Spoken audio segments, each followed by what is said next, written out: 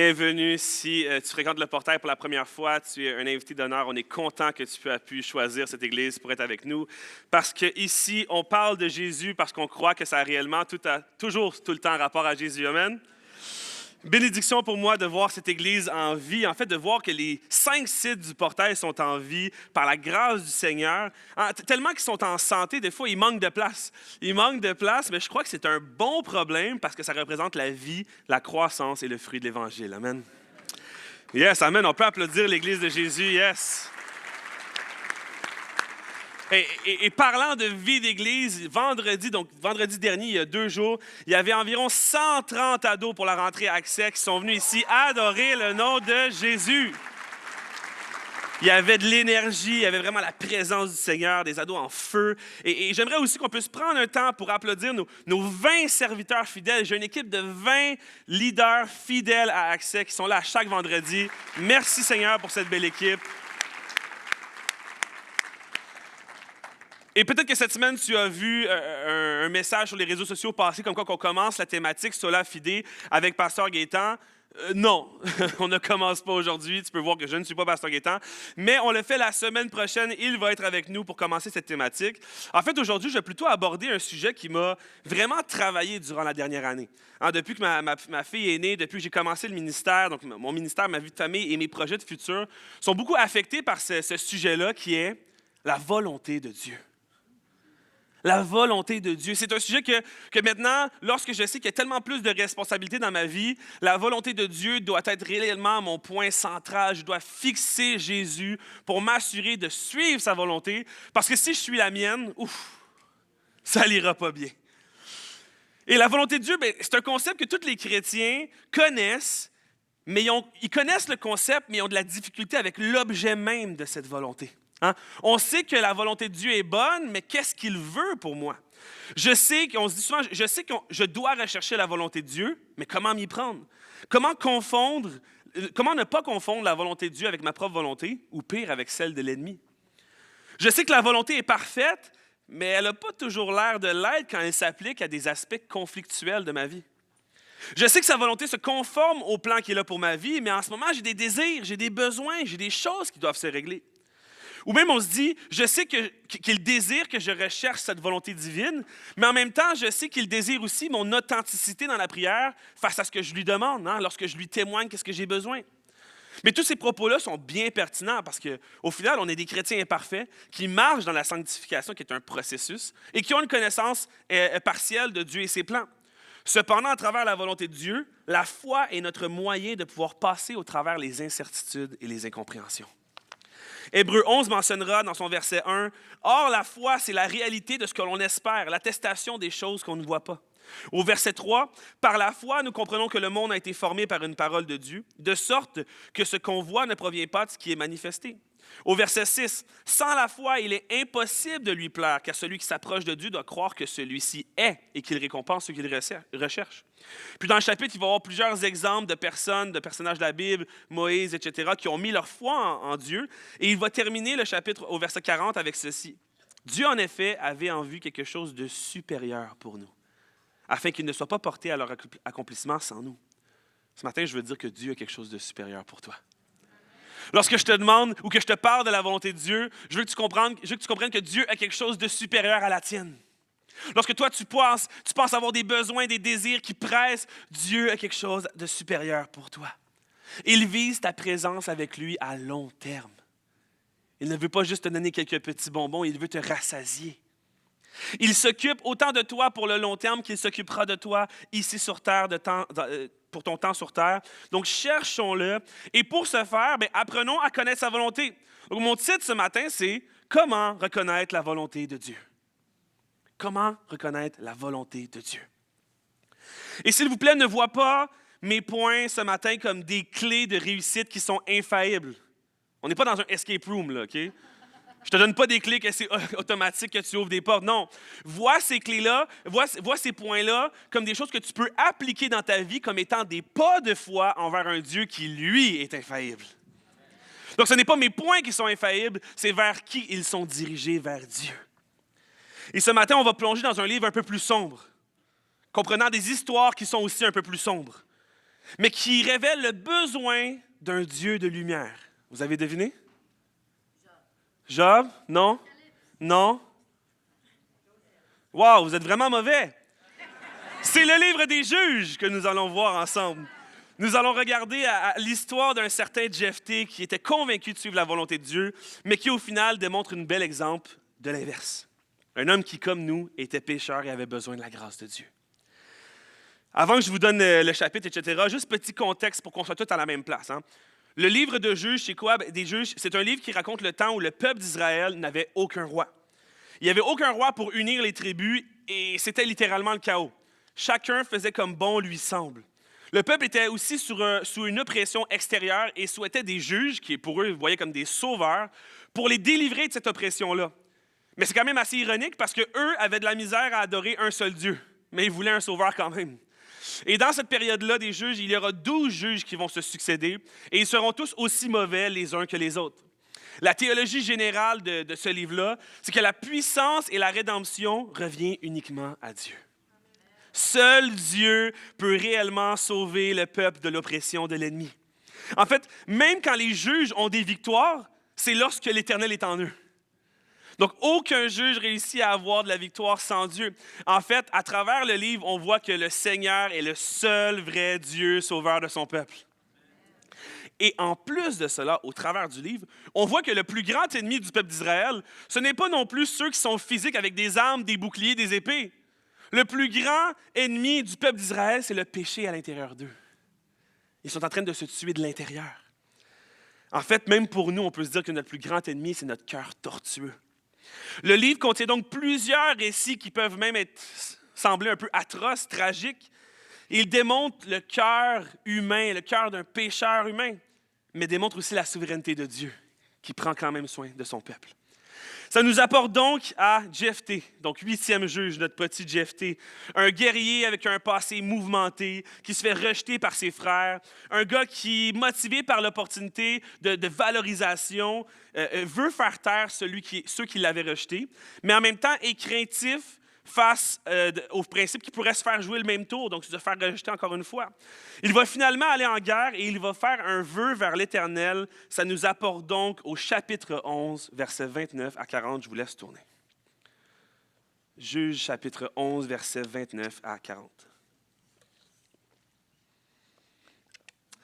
Ça nous apporte au vœu de Jephthé. Permettez-moi de le lire. Alors le souffle du Seigneur fut sur Jephthé. Celui-ci traversa le Galade et Manassé. Il passa à Mitzpé de Galade. De Mitzpé de Galade, il passa chez les Ammonites. Jephthé fit un vœu au Seigneur et il dit, « Si vraiment tu me livres les Ammonites, quiconque sortira des portes de ma maison en ma rencontre lorsque je reviendrai victorieux de chez les Ammonites sera pour le Seigneur et je l'offrirai en holocauste, en sacrifice. » Jephthé passa chez les Ammonites pour les combattre et le Seigneur les lui livra. Il leur infligea une très grande défaite depuis Aroër jusqu'à Minite, 20 villes et jusqu'à Abel-Kéramim. Les Ammonites furent humiliés devant les Israélites. Comme Jephthé revenait de chez lui, au Mitzpah, sa fille sortit à sa rencontre avec des tambourins et des danses. C'était son unique enfant. À part cela, il n'avait ni fils ni fille. Dès qu'il la vit, il déchira ses vêtements et dit, « Ah, ma fille, tu m'accables. Toi aussi, tu attires le malheur sur moi. Je me suis engagé devant le Seigneur et je ne peux revenir en arrière. » Elle lui dit, « Père, tu t'es engagé devant le Seigneur. Agis envers moi selon l'engagement que tu as pris. Maintenant que le Seigneur t'a vengé de tes ennemis, les Ammonites. » Elle dit encore à son père, « Que ceci me soit accordé. Laisse-moi un délai de 2 mois. Je m'en irai, j'irai sur les montagnes et je pleurerai ma virginité avec mes amis. » Il répondit, « Va. » Et il la laissa partir pour 2 mois. Elle s'en alla sur la montagne avec ses amis pour pleurer sa virginité. Au bout des 2 mois, elle revint vers son père et il s'acquitta sur elle du vœu qu'il avait fait. Elle n'avait jamais eu de relation avec un homme. Dès lors, ce fut une prescription en Israël. Chaque année, les filles d'Israël s'en vont célébrer la fille de Jephthé, la Galadite, 4 jours par an. Triste histoire, hein? Triste histoire d'un père qui sacrifie sa fille. Alors que la Bible démontre que c'est un comportement de pécheur, ça pointe quand même à la souveraineté de Dieu. Et alors que mon message pointe vers la volonté de Dieu, je veux commencer à étudier ce passage-là, ce vœu-là de Jephthé, et de dire, vise sa volonté et non la tienne. Tu veux connaître la volonté de Dieu? Vise-la et non la tienne. Et là, tu vas me dire, ouais, mais comment tu veux savoir comment viser, quoi viser si je ne la connais pas? Vise pas la tienne, vise l'inverse. Le vœu de Jephthé est basé sur sa volonté de vouloir vaincre les Ammonites. Hein? Cette volonté vient d'un désir qui peut sembler noble parce que ça a l'air d'être une survie, un combat, etc. Mais on voit qu'il y a plusieurs motifs négatifs à travers son vœu. On voit qu'il fait son vœu et qu'il y a beaucoup d'orgueil et d'égocentrisme à travers ça parce qu'il veut clairement démontrer à ses frères qu'ils ont eu tort de le rejeter un peu plus tôt, pas dans le passage, mais dans le chapitre.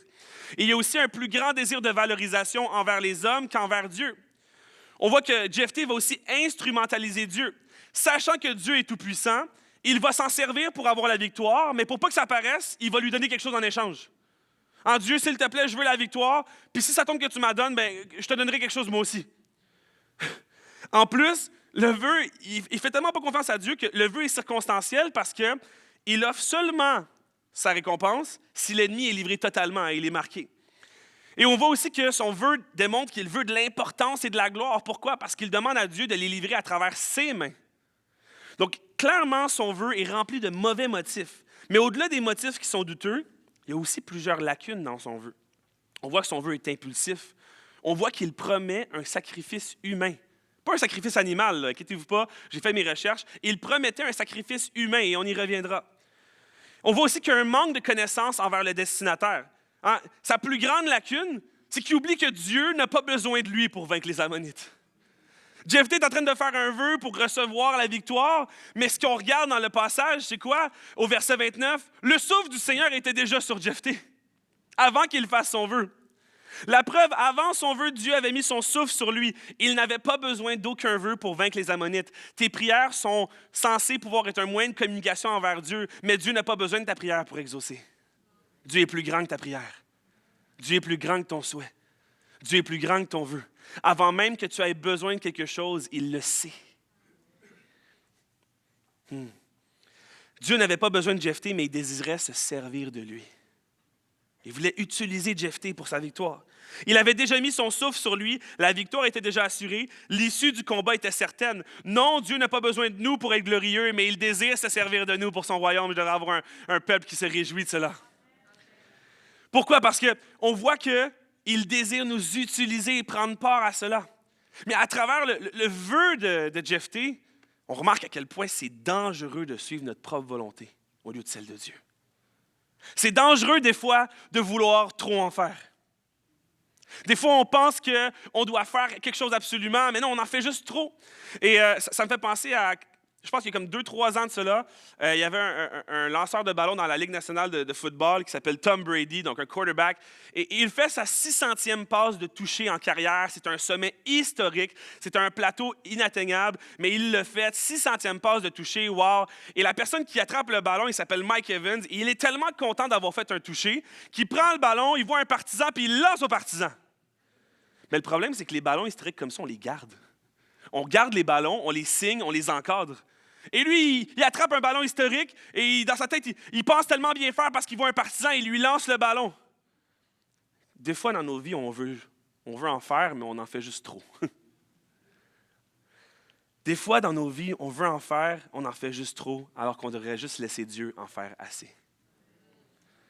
On veut en faire trop, on veut aller un peu plus loin, on veut tellement démontrer qu'on est capable. Alors que plus que tu t'effaces, plus que tu donnes la place à Dieu. Ce dont tu as besoin, ce n'est pas de trouver la solution, c'est de te mettre à genoux et de prier. Ce dont tu as besoin, ce n'est pas de trouver la solution, c'est d'ouvrir ta Bible et de lire.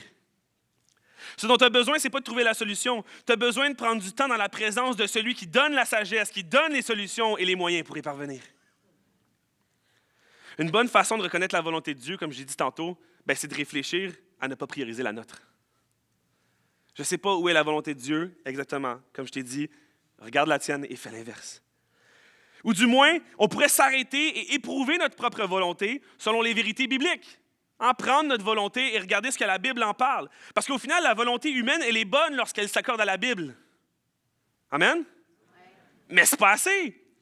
Parce que pour ça, pour que ça soit bon, il faut que tu aies une bonne compréhension et une bonne interprétation de la Bible. Pour que ça soit valable. Sinon, ça ne sert à rien. Donc, mon deuxième point ce matin, c'est apprends à le connaître. Tu veux reconnaître la volonté de Dieu? Apprends à le connaître lui. Jephthé, ici, dans les versets 34-36, Je doute qu'il ait une bonne connaissance de l'Éternel. Hein, il arrive, il se déchire les vêtements, il n'est pas content, etc. Je doute qu'il ait une bonne connaissance de l'Éternel parce que son vœu démontre exactement le contraire d'une bonne connaissance de Dieu. Je vous ai parlé que son sacrifice était humain. Mais son sacrifice ne plaît pas du tout à Dieu. Il promet de sacrifier un humain, mais Dieu ne veut pas de cela. Oui, c'est un humain parce que si la promesse c'était un sacrifice animal, il n'aurait pas réagi de la même façon quand c'est sa fille qui est sortie. Mais le problème, c'est que Jephthé, dans sa tête, il ne pensait pas que sa fille sortirait. Il pensait que ça serait un de ses serviteurs. Mais c'est pas mieux! Dans sa tête, il se disait, « Ah, ben si c'est un serviteur qui sort, c'est pas si pire que ça, j'en ai d'autres. » Ça démontre à quel point il y a plusieurs problèmes à travers ça. En Deutéronome 12, 31, ça mentionne que Dieu a en abomination et déteste les sacrifices humains. On continue en disant que même les sacrifices humains, c'était les moyens que les païens utilisaient pour plaire à des dieux païens, pour avoir des faveurs. Ils sacrifiaient des enfants, des humains, et ils demandaient à recevoir une faveur de leur dieu païen. Et en plus de ça, en Israël, les sacrifices humains étaient juste totalement interdits. Donc, il n'y a aucune chance que son sacrifice soit bon aux yeux de Dieu. On voit que, oui, effectivement, son vœu démontre le contraire d'une bonne connaissance de l'Éternel parce que, en fait, il ne connaît juste pas le Dieu de grâce. Jephthé est inconscient que Dieu est celui qui pardonne. Que Dieu est celui qui donne 1000 deuxièmes chances, 1 million de deuxièmes chances. Est-ce que je suis le seul ici qui a eu plusieurs deuxièmes chances de la part de Dieu? Alléluia. Il est inconscient de ce Dieu-là qui s'occupe de son peuple malgré son éloignement. Hein? Il est tellement loin de sa mauvaise compréhension qu'il se sent obligé de faire quelque chose que personne ne lui a réellement demandé de faire. Il n'y a personne qui l'a obligé à le faire. En fait, on peut même voir aussi qu'il a mal enseigné sa fille de qui est le Seigneur, qui est Dieu. Parce que lorsqu'il arrive et il dit à sa fille « Ah, je ne peux pas revenir, je me suis engagé », sa fille répond quoi? « Ouais, tu as raison, tu t'es engagé. » Elle est comme « Pas de problème, voici comment tu m'as annoncé qui était Dieu depuis que je suis né, donc ça a du sens avec ce que tu me dis maintenant. » À quel point son héritage est même maudit. Et lorsque tu ne connais pas quelqu'un, comment tu peux bien le servir? Comment tu peux réellement bien servir quelqu'un si tu ne connais pas la personne? Je prends un exemple. Si tu donnes des plantes à ma mère, tu ne la connais pas du tout. Tu ne la connais pas du tout. Pourquoi? Parce que, un, elle n'aime pas ça, recevoir des plantes. Et deux, les plantes ont une faible espérance de vie en sa présence. Une très faible espérance de vie. En fait, je dirais même que c'est un affront pour la plante. Pauvre elle, pas ma mère, la plante. Donc, ça serait mal la connaître de lui donner ça. Tu peux lui donner d'autres choses, tu peux lui donner du temps, tu peux lui juste être là avec elle. Pour elle, ça va être assez, mais lui donner des plantes, ce n'est pas la connaître. Avant de vouloir connaître et comprendre la volonté de Dieu, est-ce que tu le connais lui? Avant d'essayer de chercher qu'est-ce que Dieu veut pour toi, est-ce que tu le connais lui? Comment tu peux savoir ce qu'il veut pour toi si tu ne sais pas qui il est? Quels sont ses attributs et comment il les manifeste? Puis pour le connaître, ce n'est pas sorcier. Ça prend une relation continue. Hein, ça prend l'investissement, des sacrifices, de l'expérience et de la lecture. Ça prend ces choses-là. La manière principale que Dieu se révèle aujourd'hui, c'est par sa parole. Hein, par la Bible qui raconte l'histoire de Jésus qui est venu vers nous pour faire le pont avec Dieu, nous réconcilier auprès de lui pour qu'aujourd'hui on puisse avoir un accès illimité dans sa présence. Mais si tu ne le connais pas, comment tu peux savoir c'est quoi sa volonté? Et peut-être ce matin, tu as peur. Tu m'entends peut-être sur les réseaux, tu m'entends peut-être ici en live, c'est la première fois que tu viens et tu te dis comment ça se fait que Dieu pourrait vouloir quelqu'un comme moi? Hein? Comment ça se fait? J'ai peur de vouloir essayer de connaître Dieu. J'ai peur d'essayer de me présenter à lui. D'un coup, qu'il me rejette. D'un coup, qu'il ne veulent pas de moi. Mais je peux te dire ce matin, prends ce message comme une main tendue vers toi. Prends ce message comme Dieu qui te demande ce matin, viens vers moi. Si tu es présent ici ce matin, ce n'est pas par hasard, c'est parce que tu avais besoin d'entendre ce message-ci. Pas de ma part, mais de Dieu. Prends ce message comme une main qui te dit, viens à moi. Je veux de toi près de moi. Il veut te rencontrer. Il veut pouvoir te donner la même espérance, la même joie que les gens ici qui ont une relation avec lui. D'ailleurs, s'il y a des gens ici qui sont contents d'être en relation avec Dieu, est-ce que je peux entendre un peuple s'acclamer? Alléluia! Amen! Yes! Gloire à Dieu! Et une chose qu'on apprend quand on connaît Dieu, c'est qu'il ne nous abandonne jamais. Et il ne t'abandonne jamais malgré ton pire péché, malgré ta pire journée, malgré tes pires circonstances. Je ne suis pas le seul quand je parle que notre Dieu est fidèle. Il est toujours là malgré tes péchés, tes manquements, tes erreurs. Il te pardonne constamment dans son amour et sa grâce parfaite. Alors, tu veux reconnaître la volonté de Dieu? Repens-toi et reviens à lui. Tu veux savoir ce qu'il veut pour toi? Repens-toi, tourne-toi de bord, reviens à lui. Le verset 35 dit, « Dès qu'il la vit, il déchira ses vêtements et dit, « Ah, ma fille, tu m'accables, toi aussi tu attires le malheur sur moi. Je me suis engagé devant le Seigneur, je ne peux pas revenir en arrière. » Dans son vœu, il mentionne qu'il s'est engagé devant Dieu, justement, qu'il ne peut pas revenir en arrière. Dans une autre version, il mentionne, « J'ai trop ouvert la bouche devant l'Éternel. J'ai trop parlé. » L'orgueil de Jephthé était tellement grand qu'il préférait sacrifier sa fille unique à la place de se repentir et de demander grâce auprès de l'Éternel. Il était tellement conditionné à son vœu qu'il avait oublié que c'était le même Dieu qui avait empêché Abraham de tuer Isaac. Et pour lui, dans sa tête, il était tellement conditionné qu'il l'avait oublié.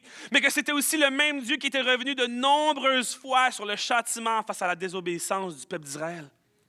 Le Dieu de grâce qui s'occupait de son peuple, de ses enfants. Il avait oublié cette partie-là. Parce que Jephthé ne faisait juste pas confiance à Dieu. En fait, Jephthé se rappelait plus qu'en Deutéronome 23, il y avait une règle concernant l'importance des vœux. En fait, il craignait de recevoir la conséquence de Dieu. En Deutéronome 23, il est mentionné comme quoi que c'est mieux que tu ne fasses pas de vœu que tu en fasses un et que tu ne le remplisses pas. Et que si tu fais un vœu et que tu le brises, tu auras des comptes à rendre à Dieu. Et pour lui, il ne faisait pas confiance à Dieu qu'il était un Dieu de grâce, donc il avait juste peur de la conséquence. Mais en même temps, comme je te dis, ça a du sens qu'il pense ça, parce qu'il ne connaissait pas la grâce de Dieu. On se rappelle, il avait fait un vœu pour l'amadouer d'une manière qu'on fait à un Dieu païen. Pour lui, c'était une relation économique. Il était trop tard, il devait payer sa dette. Mais lorsqu'on regarde un peu plus tôt dans Lévitique 27, on remarque qu'ironiquement, il y a une règle pour le rachat des vœux. Et vous savez combien ça coûte? 30 cycles. Ça vous dit quelque chose, ce montant? C'est le montant que ça a coûté, le montant que Judas a reçu pour vendre Jésus. Le même prix que ça aurait coûté pour racheter un esclave dans ce temps-là était le même prix que Jésus a été vendu. De cette même manière ici, il avait la chance de se retourner de bord. Il avait la chance littéralement et facilement de démontrer qu'il pouvait juste demander à Dieu pardon. Mais il était tellement entêté. En fait, je ne sais pas pour vous, mais moi, je suis bon pour garder un secret. OK? Est-ce qu'il y a du monde ici qui ont déjà gâché un surprise party? À main levée, assume-toi. On est dans l'église, on est correct. On peut tous les juger. Non, quelques mains levées ici, ça s'assume un peu plus. Ici, c'est des saints, of course. Donc, quand tu gâches un party, un surprise party, tu ne peux plus revenir en arrière. C'est fini. Tu l'as gâché. Tu ne peux pas dire à la personne, « Ouais, non, c'est à une autre place. » Non, parce que sinon, elle va juste aller nulle part, à une autre place différente, puis tu vas vraiment avoir tout gâché. Donc, la seule chose que tu peux faire, c'est t'excuser puis passer à autre chose. Il n'y a vraiment aucune façon de revenir en arrière. Jephthé avait devant lui le seul Dieu assez bon et assez miséricorde pour lui faire grâce envers le refus d'être fidèle auprès de son vœu. Mais moi, je veux te dire ce matin, Église, non, tu n'as jamais trop ouvert la bouche devant Dieu. Tu n'es jamais trop loin pour que Dieu te pardonne. Il n'y a aucune chance de ne pas pouvoir revenir en arrière. Tu as toujours l'opportunité de lui demander pardon et grâce face à ta situation. Tu as l'opportunité de Dieu qu'il puisse te pardonner et te dire « Mon enfant, reviens à moi ». Je me rappelle, ma première prédication en tant que leader, c'était au site de Terrebonne et j'étais plus jeune, je sortais de l'université, tout frais, tout fringant, j'avais bien hâte de prêcher. On me donne l'opportunité d'être leader des ados à Terrebonne et on me dit, voici, un dimanche de janvier, tu commences ta première prédication. Donc moi, durant la semaine, tout ça, je planifie ça, je prépare ça, je trouve des illustrations, je trouve même des techniques d'impact avec les ados. J'avais apporté des visuels, tout ça, tu sais, je suis prêt. Et le samedi, je me couche, mais je suis un peu stressé, tu sais, c'est ma première fois, puis tout. Mais bon, je m'endors et le matin, après, je me réveille pas. Je ne me suis pas réveillé. J'ai passé à travers mes alarmes. J'ai snoozé, comme on dit en hébreu. Et je me suis réveillé à 1h de l'après-midi.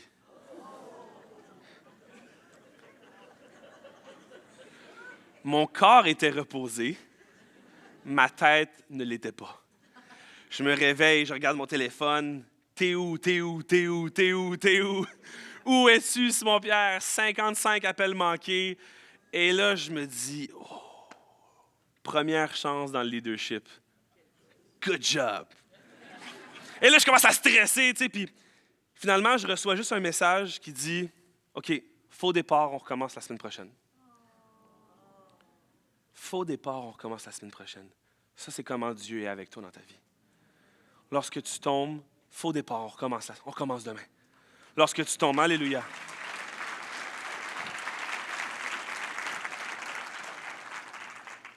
Et il va aussi te texter 55 fois, t'es où? T'es où, mon enfant? Reviens à moi! Mais t'as tombé, on recommence demain. Let's go. La grâce de Dieu, elle est là. Pourquoi? Parce que Dieu préfère que tu reviennes avec authenticité et sincérité au lieu que tu poursuives quoi que ce soit dans ton orgueil. Il préfère que tu comprennes que tu es dans le tort, que tu te retournes et que tu reviennes à lui au lieu de t'enfoncer dans ton orgueil. Mais comment je sais si ce que je poursuis vient de Dieu ou pas? Hein? Lorsque ça vient de Dieu, j'ai le goût de le poursuivre avec ferveur parce que ça vient de Dieu, je ne veux pas le lâcher. Mais comment je sais si ce que je poursuis vient réellement de Dieu? Eh bien, mon ami, rappelle-toi de ce qu'il glorifie. Rappelle-toi ce qui glorifie le Seigneur. Si tu suis ce qui glorifie, tu vas suivre sa volonté. Notre Dieu est glorieux, amen? Donc sa volonté l'est pour autant. Tout ce qu'il fait apporte sa gloire au ciel, que tu le crois ou non. Que ce matin, tu me dises, ouais, moi je ne crois pas en Dieu. Il est quand même glorieux. Il est quand même parfait. Il est quand même bon. Je préfère juste que tu le réalises aujourd'hui qu'avant. Tu comprends? Avant que ce soit trop tard. Parce que tout le monde va le réaliser un jour que Dieu est glorieux. Au verset 37-38, il est dit, elle dit encore à ton père que ceci me soit accordé, laisse-moi un délai de 2 mois. Elle s'en alla sur les monts pour pleurer sa virginité. Donc, c'est le moment où elle demande à son père, laisse-moi 2 mois pour aller sur les montagnes, pleurer sur ma virginité. Après ça, on gérera ça en revenant. Tu veux reconnaître sa volonté à Dieu, là? Cherche sa gloire.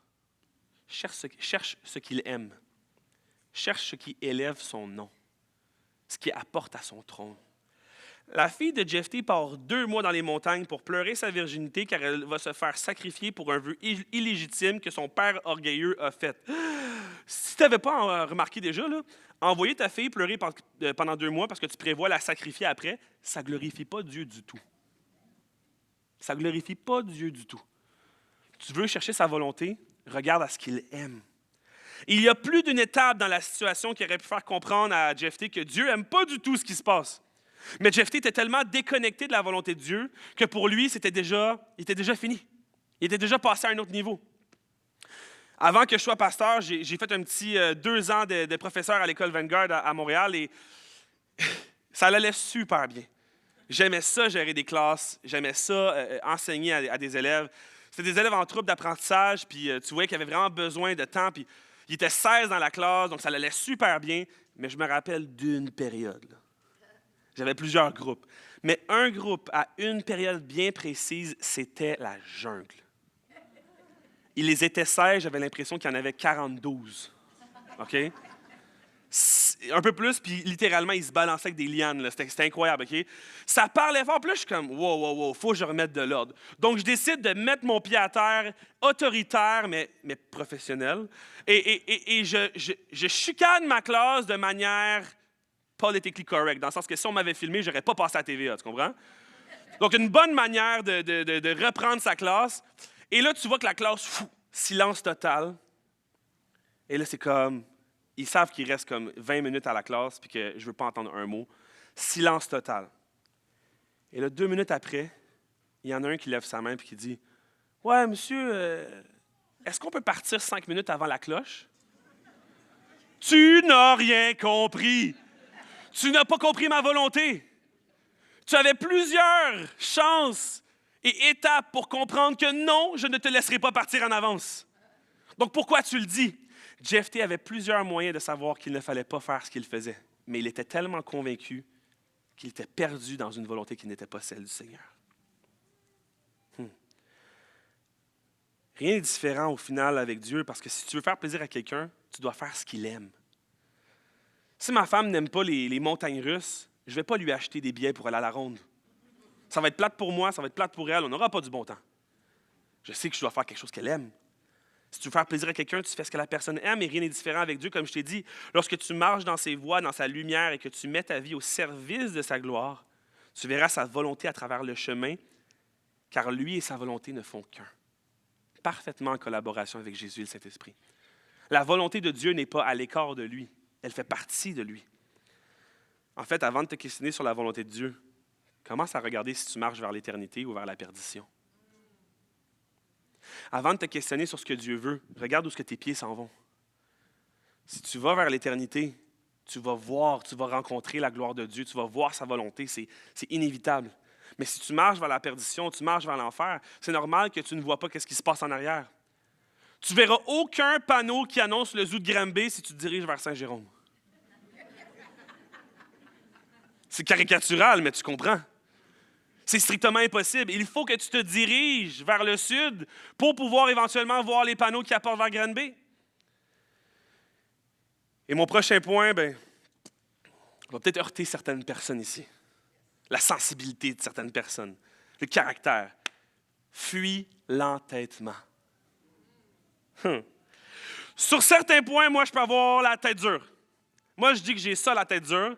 Ma femme dit que j'ai ça, la tête dure. Fait que je m'obstine pour dire que j'ai ça, puis je prouve son point. Fait que j'ai ça, la tête dure. Est-ce que je suis le seul ici avec la tête dure à main levée?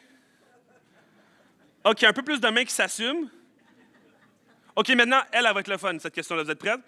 Lève la main si ton époux ou ton épouse a la tête dure.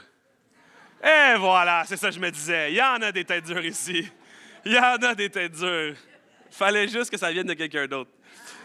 Incroyable, incroyable.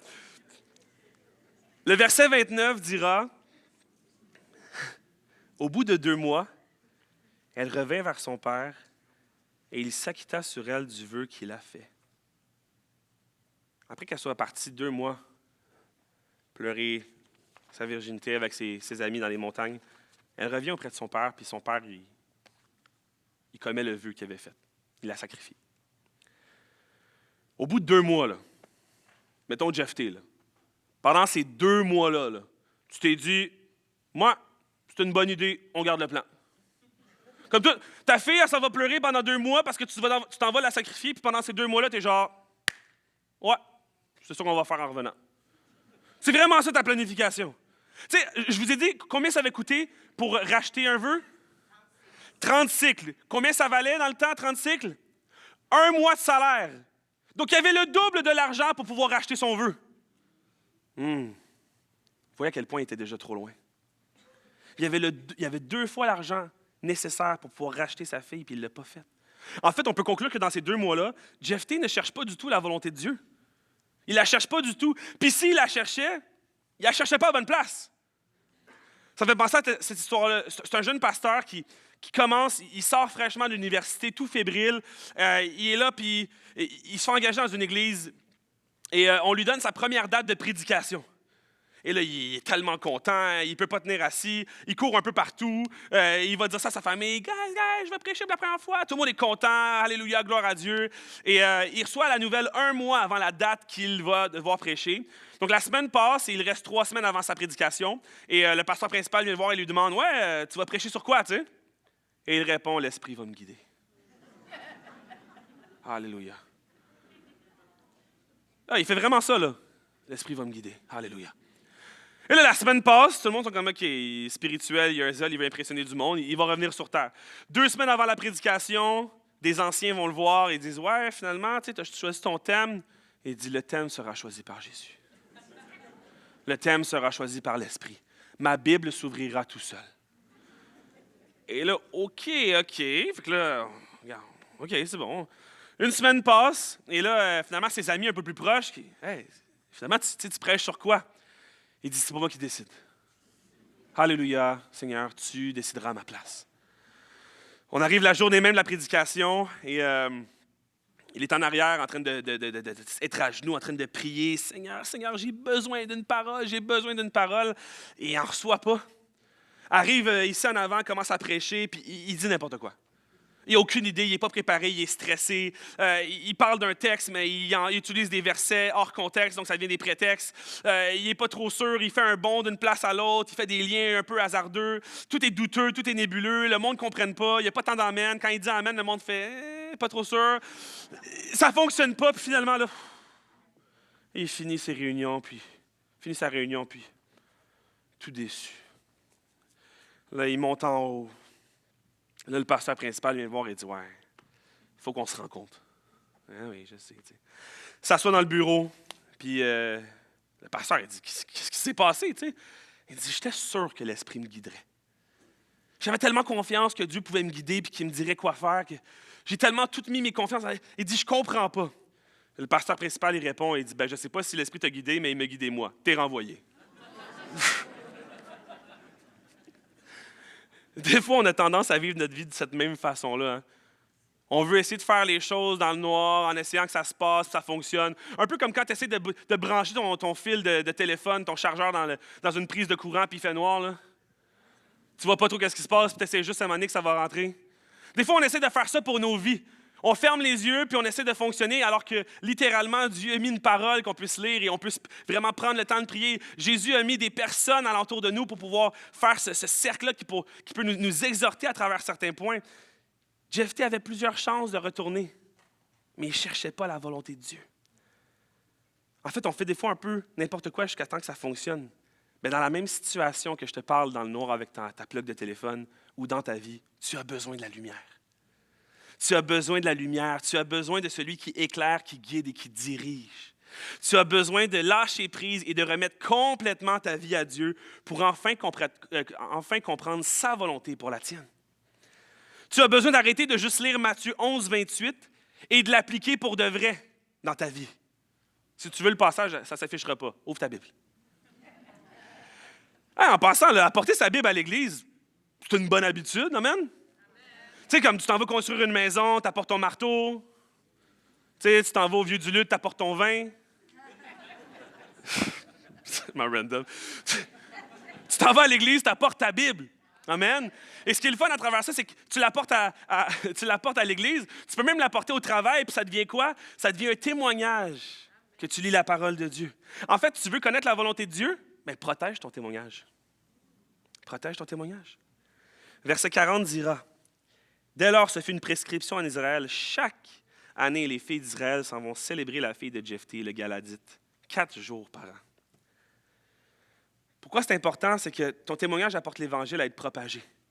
Et la transmission de la bonne nouvelle fait partie de la volonté de Dieu quand il demande de faire de toutes les nations des disciples. Parce qu'il a demandé qu'on propage l'Évangile et la bonne nouvelle, lorsque ton témoignage apporte à cela, tu baignes dans la volonté de Dieu pour ta vie. Ton témoignage est important. Regardons donc celui de Jephthé. Le verset 40, ça dit quoi? Je viens de le lire. Pas fameux. On me dit, ben là, il y a du monde qui fête. Ouais, OK. Quand c'est rendu qu'il y a une fête de 4 jours à chaque an, pour que tout le monde se rappelle de ton erreur, tu sais qu'il y a un problème. Parce que oui, il est marqué qu'il célèbre la fille de Jephthé à chaque an, mais implicitement, ils vont aussi célébrer la façon qu'elle est morte. Donc, ils vont se rappeler de toi qui a fait ce sacrifice-là. Le problème là-dedans, c'est que les juges représentaient le peuple. Donc, ce que Jephthé a fait, il n'y a personne qui était indigné. Probablement que n'importe qui dans le peuple l'aurait fait aussi. Mais lorsque ton témoignage apporte à salir le nom de Jésus, tu dois te remettre en question. Quand ton témoignage ne s'accorde pas à la volonté de Dieu, c'est un bel avertissement pour nous aujourd'hui. L'erreur de l'un devrait nous rendre vigilants. Je commence. Ça fait quelques années que je joue au golf, j'aime vraiment ça. Et à ce qui paraît, il y a une maladie pour les hommes. À partir de 25 ans, tu commences à aimer le golf, puis tu ne peux plus arrêter. Donc, je suis malade de ça. J'aime vraiment le golf. Et j'ai un ami qu'on joue ensemble, on est vraiment proches, puis très compétitif parce qu'on est pas mal du même niveau. Et il y a une fois que le trou commence, ça fait une petite curve, un petit tournant. Et je me dis, je vais essayer de passer la balle en haut des arbres. Donc, je prends mon bâton, je m'élance. Dans l'arbre. Pas en haut, en plein dans l'arbre. Ma balle, je la vois, elle est perdue dans une branche. Là, je me dis, ouais, OK. Fait que là, mon ami, dans sa tête, tu vas dire, il va pas faire ça. Il dit, non, moi, je vais réussir. J'ai dit, non, man. Non, Simon, fais pas ça. Non, c'est joke, c'est pas Simon. Je dis, non, fais pas ça. Fais pas ça, tu vas pas réussir. Il dit, non. Toi, tu as raté, moi, je vais réussir. S'élance avec son bâton, dans l'arbre aussi. L'erreur de l'un aurait dû être une vigilance pour lui. Il aurait dû dire, mon ami n'a pas réussi, je vais devoir faire attention pour protéger mon témoignage. À travers ce qu'on lit avec Jephthé, il faut comprendre que nous avons l'opportunité d'être vigilants sur ce que nous, on peut représenter. Restons vigilants et protégeons le témoignage de Dieu. Parce que ce n'est pas seulement un témoignage de ce que tu envoies à tout le monde, mais c'est aussi un héritage de ce que tu lègues. Quand les gens, lorsque tu passeras ton temps ici sur terre, que tu décéderas et que les gens vont se rappeler de toi, est-ce qu'ils vont se rappeler comme quelqu'un qui glorifiait le nom de Jésus ou qui salissait le nom de Jésus? Est-ce que tes enfants vont recevoir l'enseignement et vont comprendre que Dieu est un Dieu de grâce ou que ce sera comme la fille de Jephthé et que ce n'est pas un Dieu de grâce? Qu'est-ce que tu veux léguer comme héritage? En tant que chrétiens, nous avons la responsabilité de garder le nom de Jésus propre. Il y a tellement de monde qui le salissent aujourd'hui. Ne soyons pas de ceux qui en rajoutent. Dans une chanson d'un groupe chrétien, dans l'intro de la chanson, il y a un bout d'entrevue qui joue et c'est un monsieur qui dit que la plus grande source d'athéisme au monde, ce sont les chrétiens. Que le témoignage des chrétiens apporte l'athéisme dans le monde. Parce que certains chrétiens ne suivent, que certaines bottines ne suivent pas les babines de certains chrétiens, fait que ces gens-là n'ont pas le goût de servir un Dieu. Lorsque tu arrives au travail, est-ce que les gens te regardent et te disent « Wow, j'aimerais ça connaître ton Dieu » ou « Ouais, ton Dieu n'est peut-être pas si grand que ça finalement ». Est-ce que lorsque tu fréquentes la ville, tu marches un peu partout, est-ce que tu as l'air de quelqu'un qui suit Jésus ou tu apportes le témoignage complètement inverse? Moi, je me rappelle quand j'étais jeune puis je travaillais dans ma job à temps partiel, on m'a déjà dit « Ah ouais, toi tu suis Jésus? » Ah, je savais pas. Je me disais chrétien, mais tout ce que je faisais était complètement l'inverse. Quel est ton témoignage? Et je te pose la question, qu'est-ce que tu lègues si tu pars maintenant? Je ne parle pas des biens matériels. Je parle qu'est-ce que tu lègues spirituellement si tu pars maintenant? Quel est ton héritage? Quel est ton héritage spirituel, autant dans ton église que dans ta famille, que dans ton travail, que dans ton cercle d'amis? Est-ce que les gens peuvent te reconnaître comme quelqu'un qui glorifiait le Seigneur? Et alors que j'appelle les musiciens, il y a vraiment deux types de personnes ce matin, après avoir entendu la prédication, qui vont se dire, ben, écoute, il y a le premier type de personne qui va se dire, ouais, ça en fait des choses, hein? Tu as quand même nommé une belle liste de trucs qu'on doit faire pour connaître la volonté de Dieu. Et ça a l'air difficile. C'est-tu normal? Oui. Oui, c'est normal. Mais tu as aussi ceux qui se disent, pasteur, tout ce que tu as dit, je le fais. Puis j'ai quand même de la misère à reconnaître la volonté de Dieu. Est-ce que c'est normal? Oui, aussi, c'est normal. Pourquoi? Parce que j'ai le malheur de vous annoncer à moi-même aussi que nous sommes tous des Jephthé. Cet homme qu'on a peut-être regardé et qu'on a dit « Ah ouais, voir que tu fais ça, ça c'est toi, ça c'est moi. » Il y a probablement plein de situations dans ta vie qu'on pourrait comparer à ce que Jephthé a fait. À des moments où, à la place de reconnaître que Dieu est un Dieu de pardon, nous étions tellement entêtés dans notre péché qu'on a continué vers un faux sacrifice envers lui. Mais j'ai une bonne nouvelle pour toi parce que, à la place de Jephthé, nous, on a un avantage pour reconnaître la volonté de Dieu. Nous avons un avantage pour reconnaître la volonté de Dieu comparément à Jephthé. Tu veux savoir c'est quoi? C'est mon dernier point. Tu veux reconnaître la volonté de Dieu? Regarde à celui qui l'a accompli. Regarde à Jésus. Amen. Tu veux savoir et reconnaître la volonté de Dieu? Regarde à Jésus, celui qui l'a accompli de manière parfaite, qui est né de manière parfaite, qui a vécu de manière parfaite, dans son témoignage était parfait, dans son ministère était parfait. Lors de sa mort, il est resté parfait. Alors que les insultes venaient à lui, les blessures venaient à lui. Alors que le poids du péché de tout le monde était sur ses épaules. Il est resté parfait. Alors qu'il avait clairement dans sa volonté demandé à Dieu de pouvoir, si c'était possible, d'éloigner la coupe. Il a quand même suivi la volonté de Dieu et s'est dit, si c'est ça la vraie chose à faire, je vais le faire. Jésus a suivi la volonté parfaite. Et alors que, comme je te dis, qu'on est des Jephthé, que nos œuvres ne sont pas alléchantes, nos sacrifices ne valent rien devant lui, regardons à Jésus qui est le seul et unique sacrifice qui a réellement plu au Seigneur. Le seul et unique sacrifice. Je t'ai rappelé que ça coûtait 30 cycles pour racheter un esclave. Jésus a été vendu au prix d'un esclave pour que toi, tu ne puisses pas être esclave. Parce que lui est mort de la manière pécheresse. Parce que lui a pris le péché du monde. Toi, tu peux vivre aujourd'hui. Jésus sera le seul qui fera une réelle différence pour nos vies, notre compréhension et notre marche vers Dieu. Parce que lorsque tu vises la volonté de Dieu, que tu apprends à le connaître, que tu te repens et tu reviennes à lui, que tu te rappelles ce qu'il glorifie, que tu fuis l'entêtement, que tu protèges ton témoignage, tu vois son Fils mort à la croix. Lorsque tu fais toutes ces choses-là, tu vois Jésus et son sacrifice qui rend que ces choses sont possibles pour toi. Il est possible pour moi aujourd'hui de me repentir et de revenir à lui parce que Jésus est mort pour mes péchés. Il est possible pour moi de viser la volonté de Dieu parce que Jésus est mort pour mes péchés. Il est possible pour moi d'apprendre à le connaître parce que Jésus a rétabli le pont entre lui et moi. Il est possible pour moi de fuir l'entêtement parce qu'il y a le Saint-Esprit maintenant qui me guide. Il y a la possibilité de protéger mon témoignage parce que je sais vers où que je veux le viser, vers Jésus. En fait, lorsque tu lis toutes ces choses-là, tu comprends que c'est bien trop pour un simple humain de suivre ces choses-là pour essayer de reconnaître la volonté de Dieu. C'est trop pour un simple humain et tu as besoin de quelqu'un qui a tout accompli avant toi. Tu comprends à quel point Jésus est bon. Tu comprends que la mauvaise nouvelle de l'humain est surpassée complètement par la bonne nouvelle de l'Évangile. Le poids de la mauvaise nouvelle de notre imperfection est comblé par la grâce de Dieu. Amen, amen, amen. Amen. Et au final, tu comprends que c'est pas parce qu'on dit ça au portail, c'est pas un trademark, c'est pas une phrase qu'on veut juste dire pour être populaire. En fait, lorsque tu lis, lorsque tu comprends ce message-là et tu comprends toutes les choses que tu as besoin de faire pour pouvoir reconnaître la volonté de Dieu, tu comprends que réellement, tout a toujours rapport à Jésus. Tout a réellement toujours rapport à Jésus.